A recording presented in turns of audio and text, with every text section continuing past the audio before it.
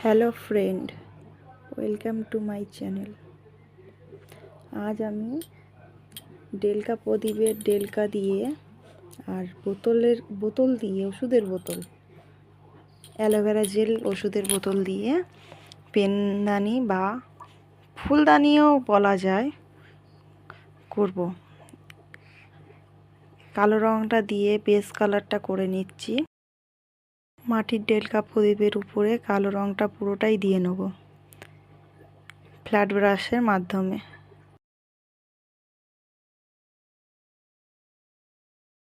ফেলে দেওয়া জিনিসগুলো দিয়ে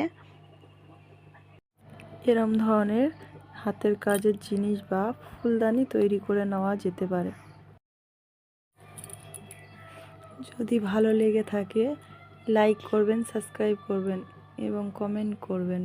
কেমন হয়েছে আমাকে জানাবেন।